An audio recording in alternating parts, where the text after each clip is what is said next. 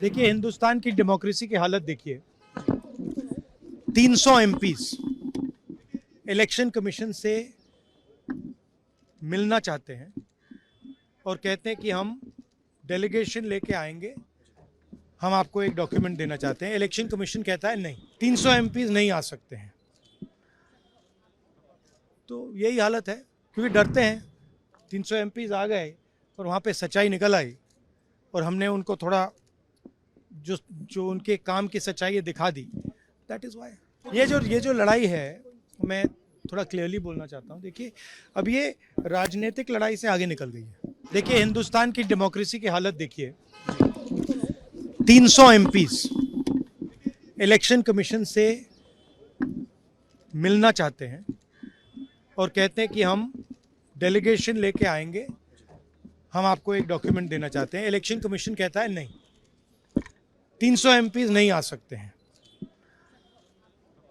तो यही हालत है, क्योंकि डरते हैं।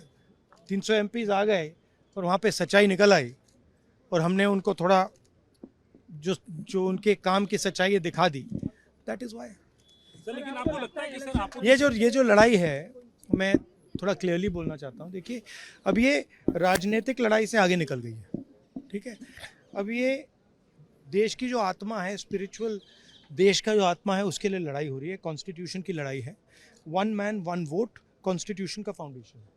वन मैन वन वोट के बिना कॉन्स्टिट्यूशन का कोई मतलब नहीं है। और हमने क्लियरली दिखाया है कर्नाटक में कि वन मैन वन वोट नहीं है। Multiple man multiple vote, one man multiple vote, सारा कुछ चल रहा है। ठीक है, तो ये अब लड़ाई पूरी की पूरी ऑपोजिशन लड़ रही है और हिंदुस्तान के जो युवा हैं उनको ये बात समझ आ गई है। तो अब इलेक्शन कमीशन को छुपना काफ़ी मुश्किल हो जाएगा। वो आपको कहता है कि आप साइन नोटिस का जवाब आप नहीं देंगे। अरे भाई, उन्हीं का डेटा है, वो अपने वेबसाइट से वही डेटा निकाल दें। मेरा डेटा थोड़ी है कि मैं साइन करूं, उनका डेटा है।